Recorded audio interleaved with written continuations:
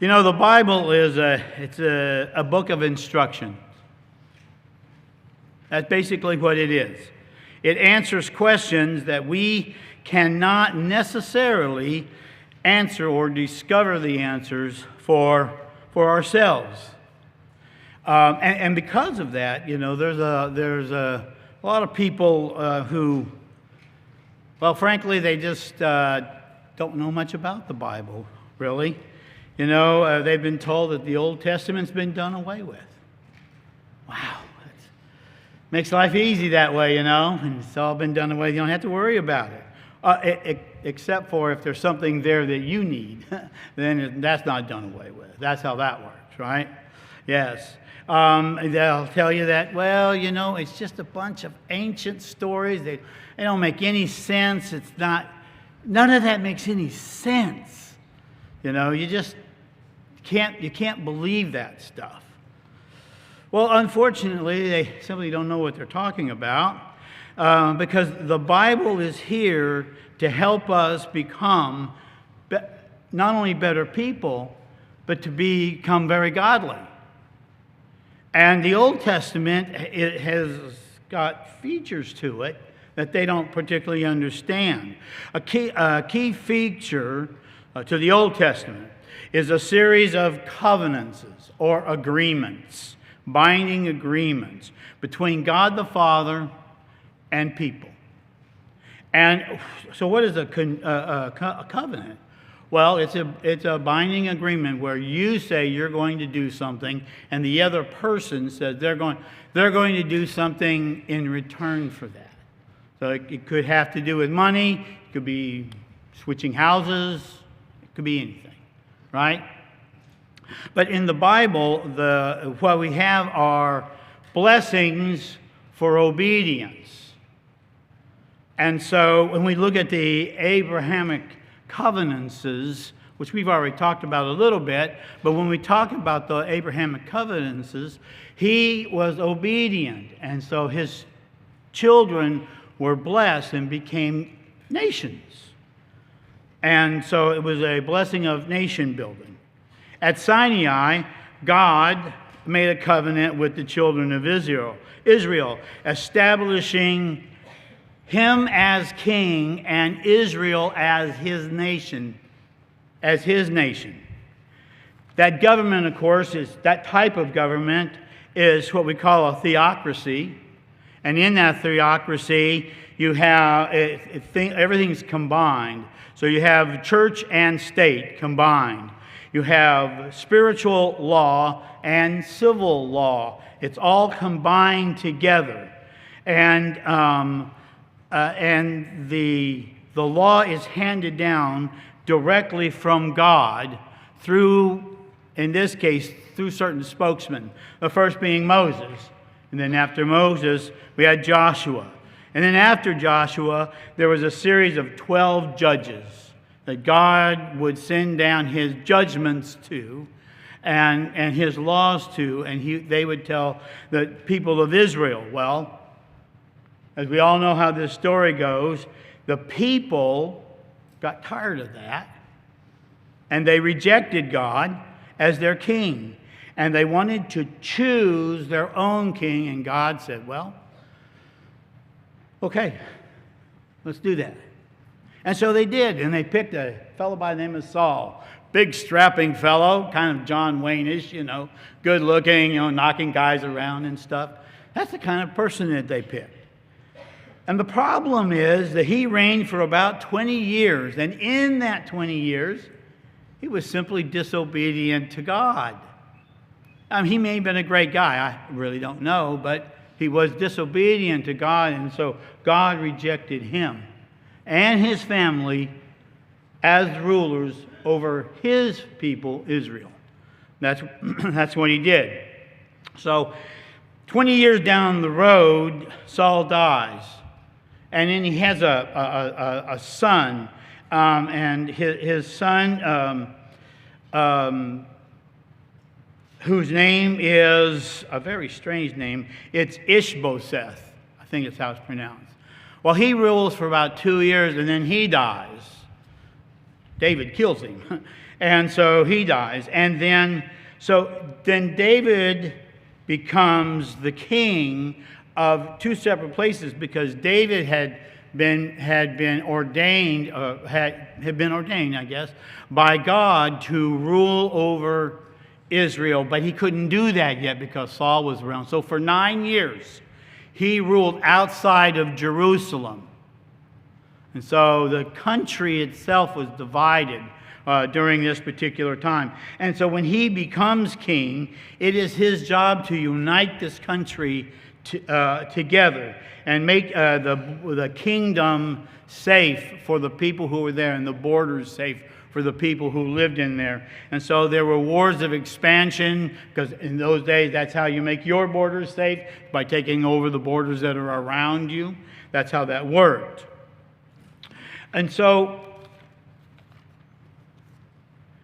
then David has this issue. So if you would please turn to 2 Samuel and chapter 7. David does everything he is supposed to do. He is obedient to God, does everything he's supposed to do.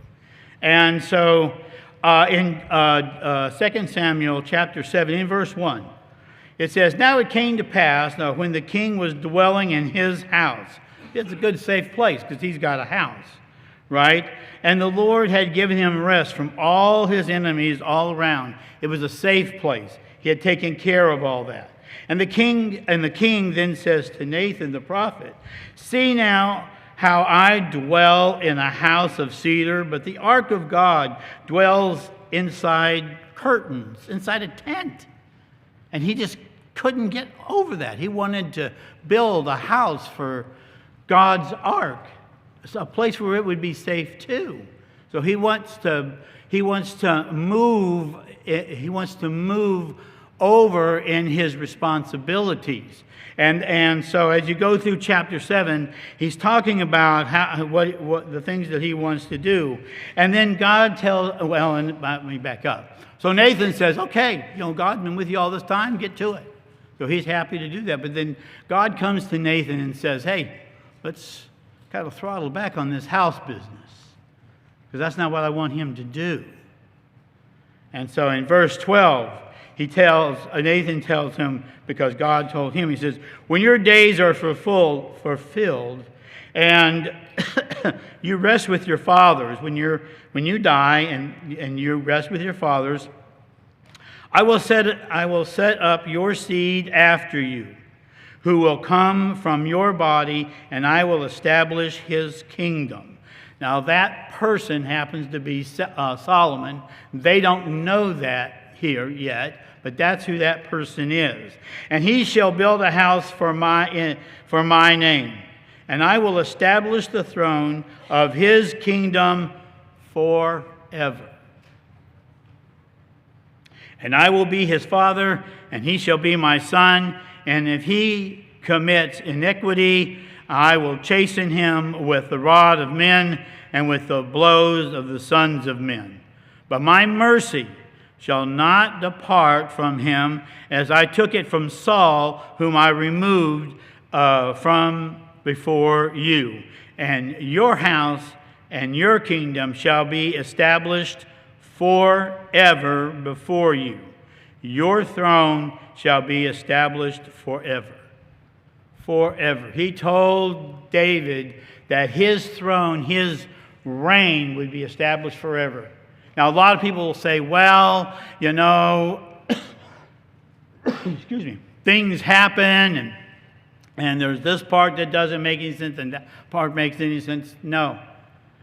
Somewhere on this earth today, that somebody is reigning in that line of kings today. Now, who are they? Well, we'll talk about that in a little bit. But the fact of the matter is, in this, we have God's promise to David that his kingdom will be forever. All right? And if they do something wrong, the other kings, if they do something wrong, he'll chasten them. And that's how that's going to work.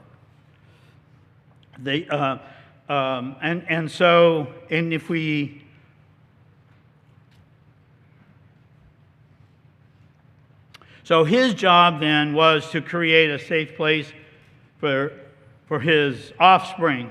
And Solomon's job, it was Solomon's job to build a home or a temple for God and the ark to reside in. God also promises, like this is two parts, God also promises to preserve that line of rulers forever. Turn with me, if you would, to 1 Chronicles.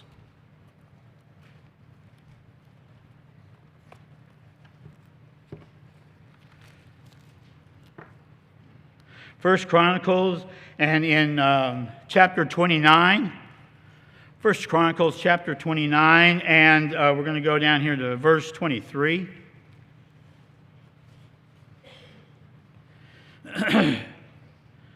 So we've been through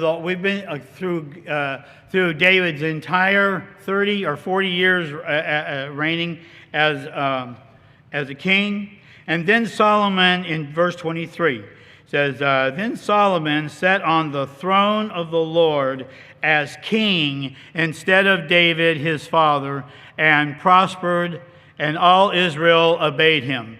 And all the leaders and all the mighty men, and also the sons of David," those would have been his brothers, or half-brothers, I guess, "submitted themselves to King Solomon. So the Lord exalted Solomon and bestowed upon him such royal majesty as has not been on any king before him in Israel." Interesting thing here is he names this throne as the throne of the Lord. This is the same throne that the Word sat on at Sinai. He was the king over Israel. And he stepped back and let Saul be there. And he let David be there. And he let Solomon be there in that same throne. And all of the kings, all the way down to Zedekiah, all of them until the 4th century BCE, all of those kings sat on that very same throne. And all of the kings that would come after King Zedekiah as well. Now the problem is Zedekiah loses both of his sons, 3 sons.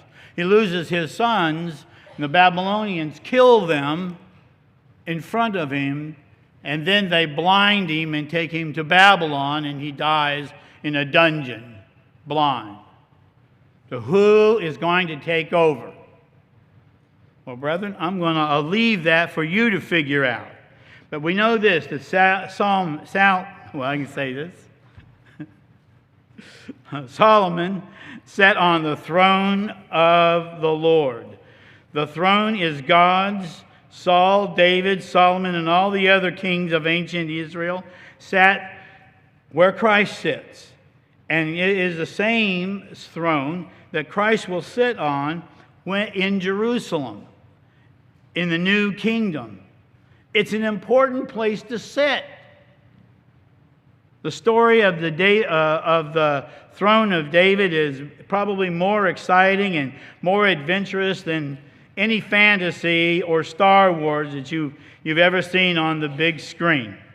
Every day, biological archaeologists are finding out all kinds of things in Jerusalem and in the city of David about that throne, about that kingdom.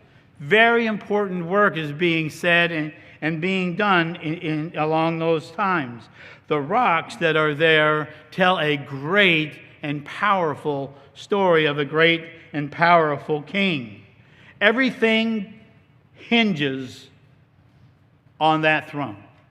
Everything. All of our past, all of our present, even the crazy days that we live in today, all of it depends on that throne being here. The future depends on that throne being here. If it isn't here, then God's a liar, and God cannot lie. And so, in closing, turn to Isaiah 9.